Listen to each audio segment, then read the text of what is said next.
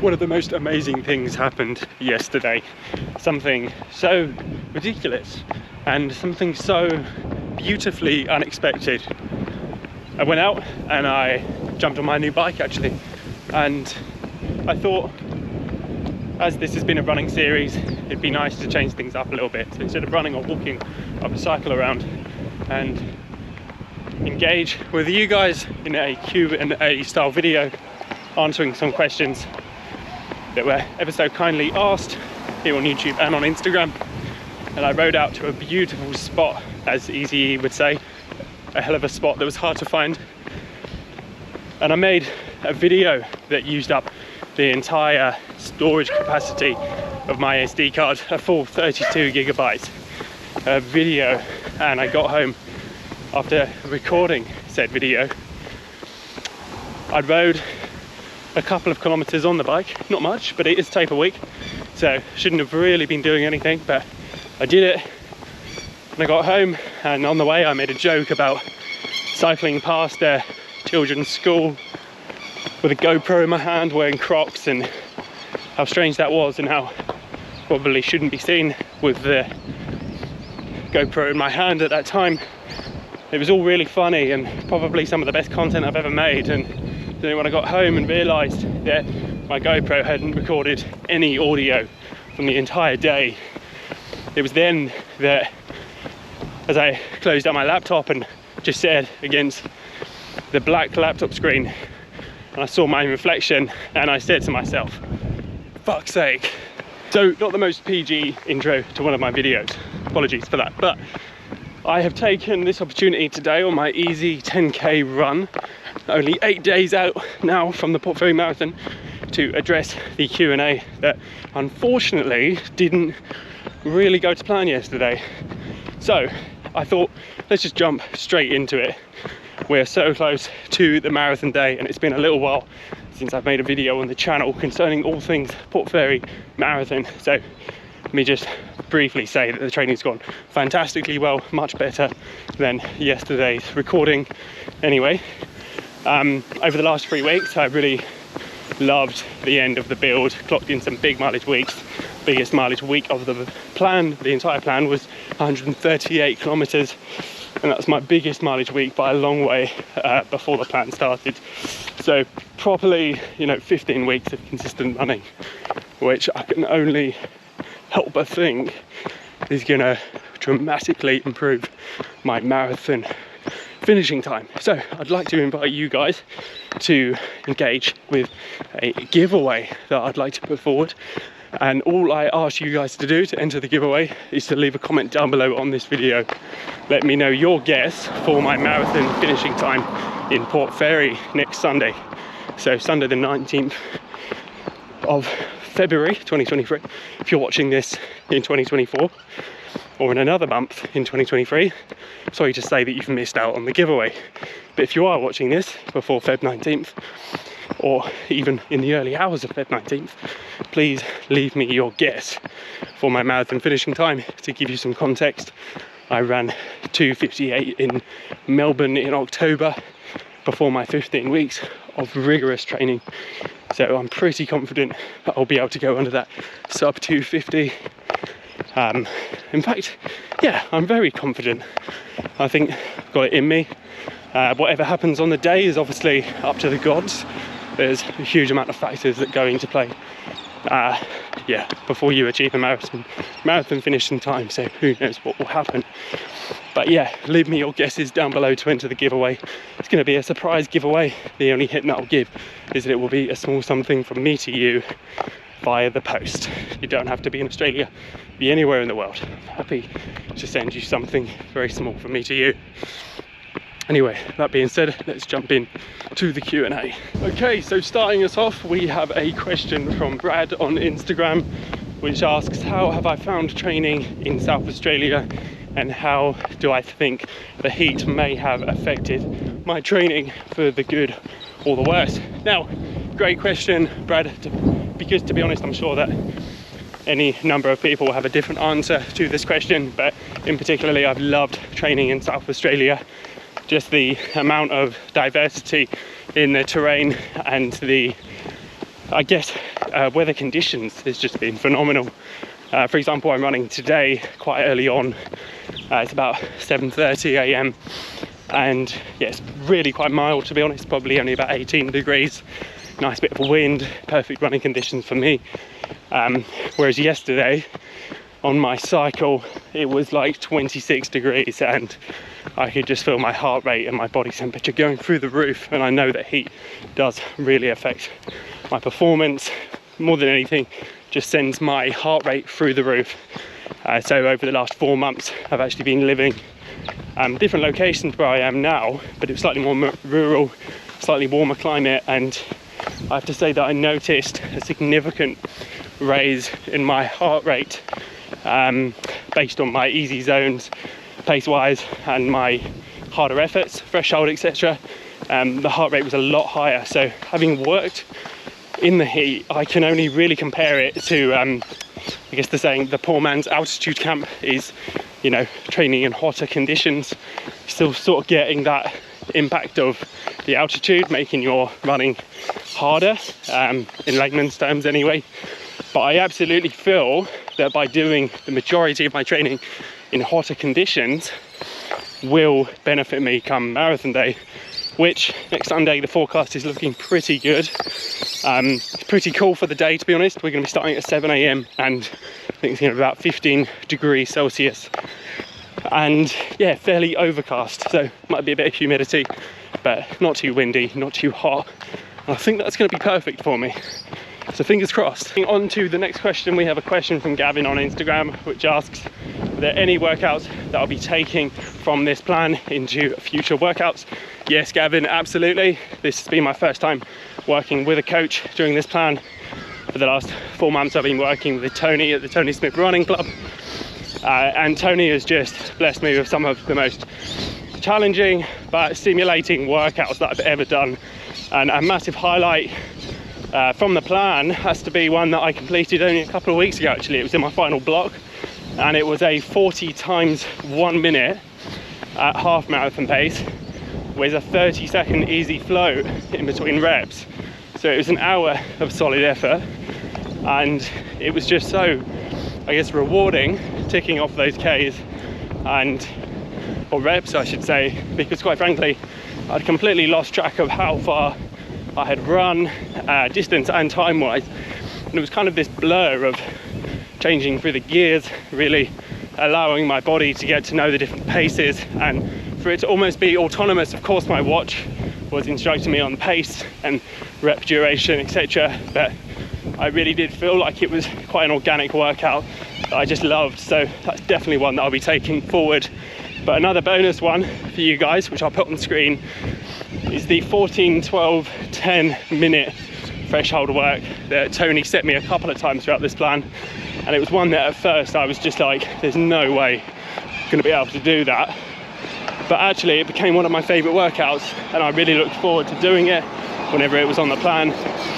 So it's a nice warm up, 2 or 3K with some drills and strides, make sure everything is moving nice and warm, and then straight into, oh my goodness, complete flurry of birds, straight into 14 minutes at threshold with a K easy float in between reps, straight into 12 minutes, K easy, straight into 10 minutes at threshold with that nice cool down after. But it's 36 minutes of solid threshold volume, and yeah, my goodness, definitely one for the brave ones, because that is a difficult one to motivate yourself through. It's quite nice in the sense that the reps get shorter, but still a long time to be running at that threshold pace. So as I said, I'll put that on screen for you guys if you are feeling brave. Got a great question from Ben to follow that one, and that is, how do you prepare yourself for not meeting your goals, or do you just stay positive the whole time? So fantastic question, Ben, thank you. I think this one is definitely one that probably my answer will change a fair amount between now and race day. I think as my hunger increases and I reflect back on all the training I've done, the temptation definitely is to be as positive and optimistic as I can. I definitely consider myself to be a half glass full kind of guy.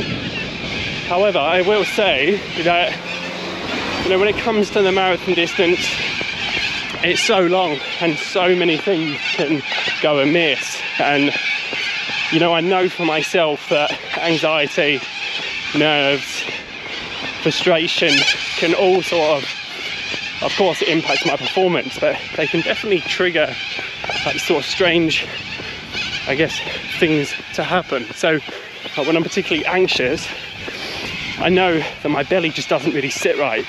And, you know, when you're running, this isn't what you want, but definitely feel like I get those knots in my belly. I think it's quite a common thing. But, you know, I think for myself, no matter what situation I find myself in, on race day, whatever is thrown at me, I really just have to stay positive.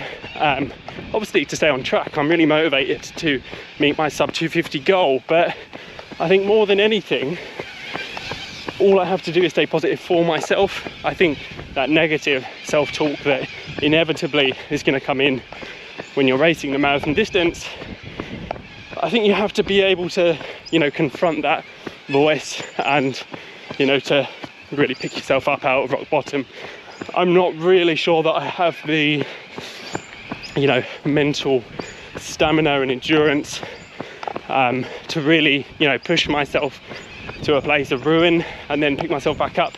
You know, Ben, I know that you are a ultra marathoner, maybe that's more your skill set, but, you know, for me, I think positivity kind of outweighs any kind of long-term struggle for reward. I'm not really sure that's the camp I'm in. I run purely, you know, for the fun of it, for the serotonin boost, for the runner's high. You know, I'm not really sure I'm ready to go to rock bottom.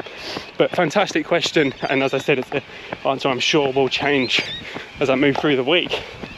Just as a weird segue, I just remembered talking about videos not always going to plan. I remember a video I made back in London about this time last year where I went out and really spent time thoroughly researching and sort of delivering a lot of information in a particular video that I ended up completely having to remake. It was called 5 Rules for Running, and I recorded the entire video and it took me a good few hours.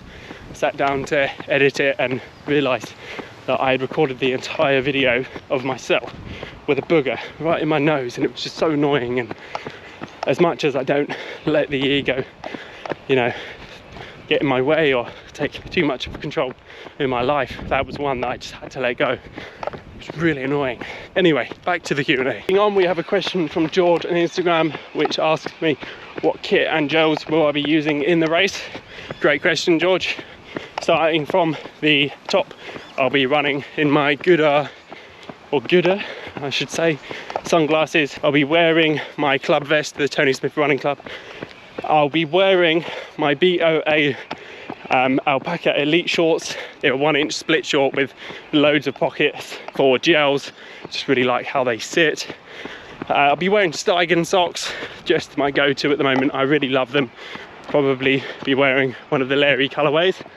And on feet, I will answer that part of my kit later on in this video, so stay tuned for that. But gels wise, I'll be using Morton Gel 100s and Morton caffeine gels, and prior to the race I will consume a Morton solid bar. But yeah, pretty much just Morton on the nutrition front. I'll also cover electrolytes later in the video. So a question from Hamish on Instagram, and that is, how will I have my watch set up on race day? It's actually a really good question because I've been thinking about this a lot. But quite simply, I will just have my lap pace, my lap distance, and then on the next screen I'll have my overall distance and overall time. So the reason I'll be using the lap pace and distance is because I'll be basically lapping off my watch every 5k. I won't have the auto lap feature on, and this is just so that I can match my distance on my watch to the distance out on course. And as I said, I'll be doing this every 5k. So there's a bit of a margin for error here, because if I'm only taking a lap reading every 5k, my lap pace is going to be, I guess, an average of quite a long period of time.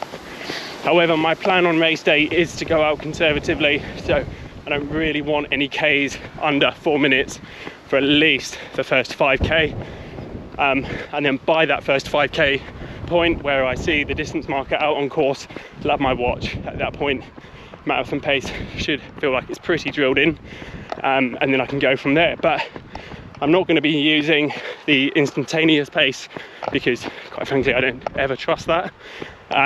GPS is known to fail on race days when there's loads of GPS watches around, and yeah, just wouldn't want to risk that on race day. And I won't be using heart rate during this race. I really love the Polar H10 that I've been using.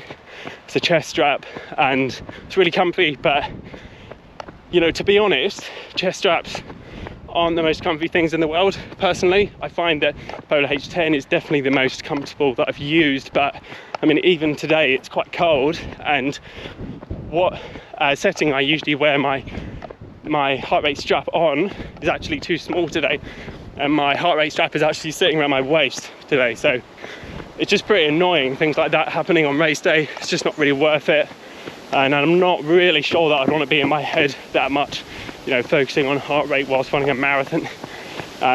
But yeah, that lap pace, lap distance is really what I'll be focusing on, and then maybe towards the end of the marathon I'll flick my screens over on my Coller pace too, just to, you know, see how far is left to go, and yeah, basically see how on track I am on that overall distance metric.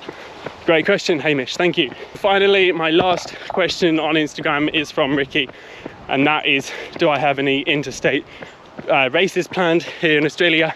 No, I don't currently, Recce. However, I would love to run the Gold Coast Marathon later this year, but yeah, that is a whole nother discussion to be had, and I really need to see how I pull up after this marathon.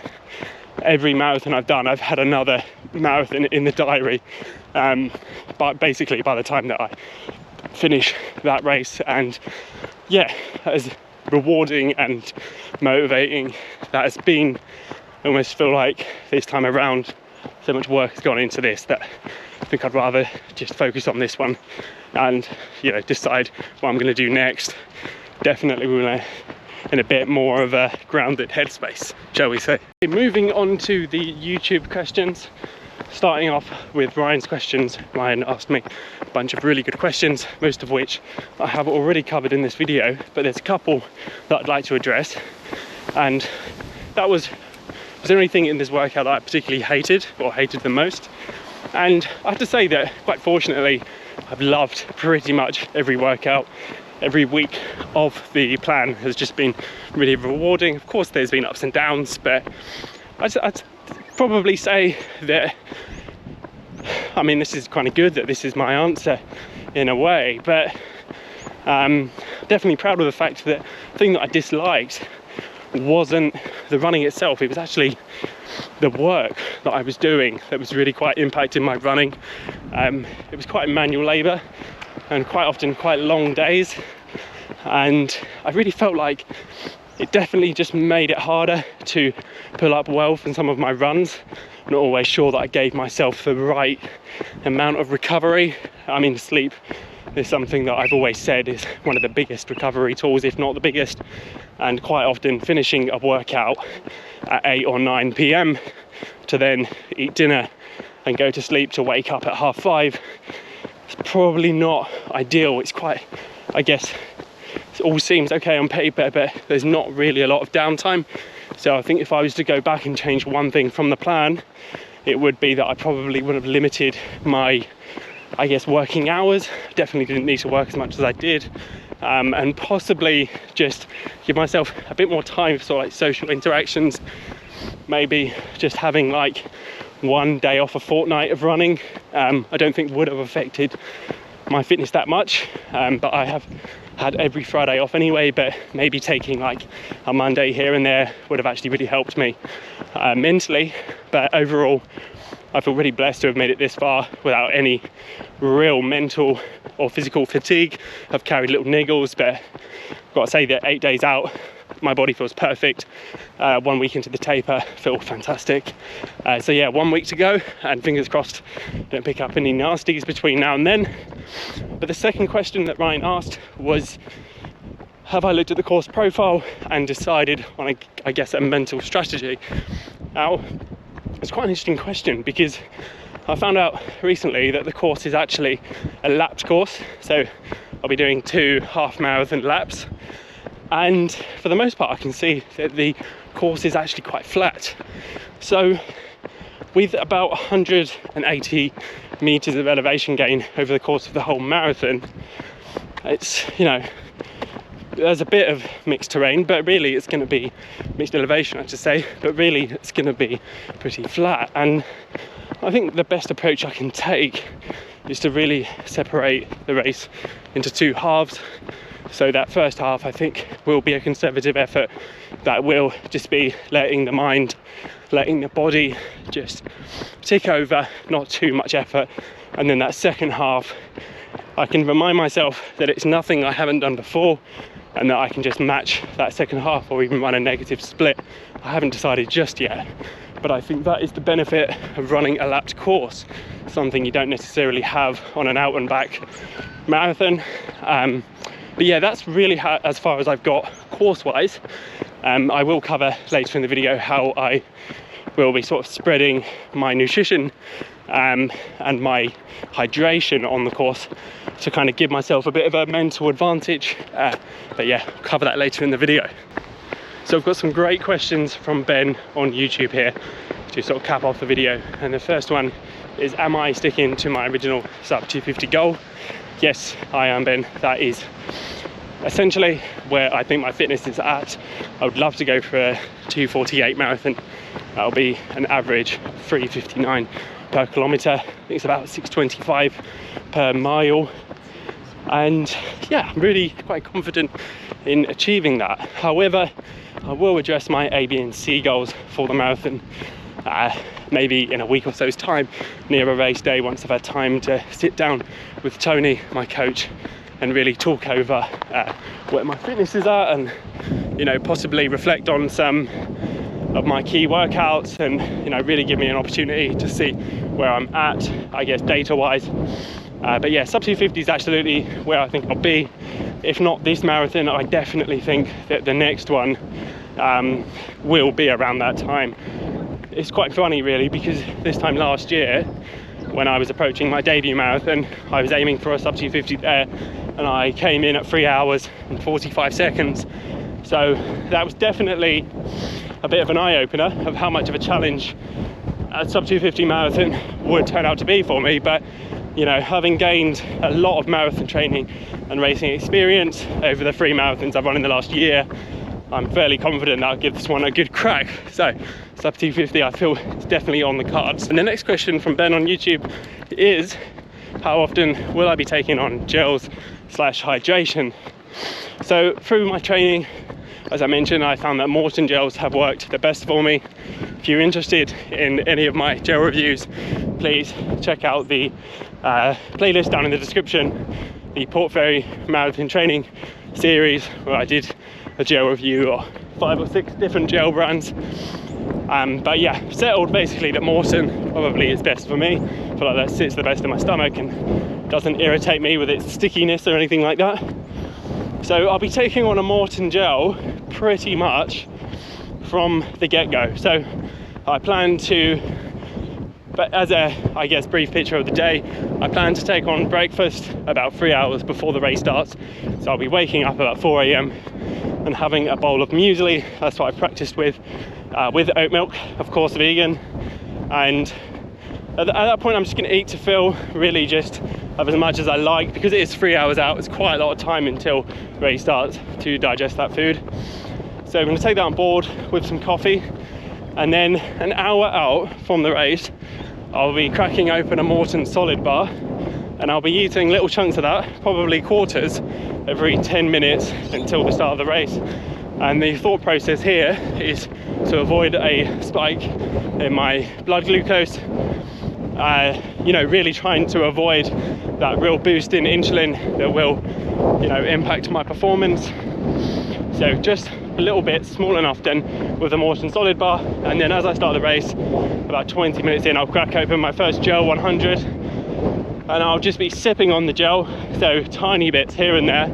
I'll probably have about 8 or 9 sips or bites of the Morton gel over, I guess, 25 minutes to half an hour, and just keep the gel in my hand. They're so small and lightweight that this isn't really an issue that I've encountered during training, you know, carrying it. So that's what I'll be consuming, and then once that gel's done, probably have 5 to 10 minutes of not running with a gel, and it's during this time, in the first sort of 10k of the race, that I will pick up a bottle from the special drinks table that I would have pre-mixed up with BIX Electrolytes. BIX is a sponsor of this training series, so thank you again to BIX.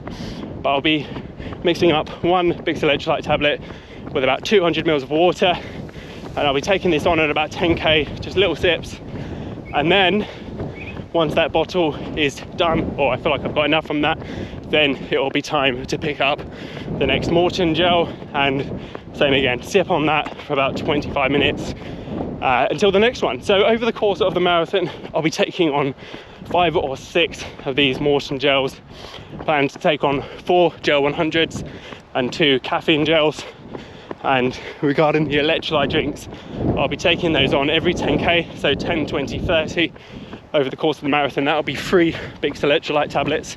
Haven't decided on the flavors yet, but I love grapefruit, so it'll probably all be grapefruits.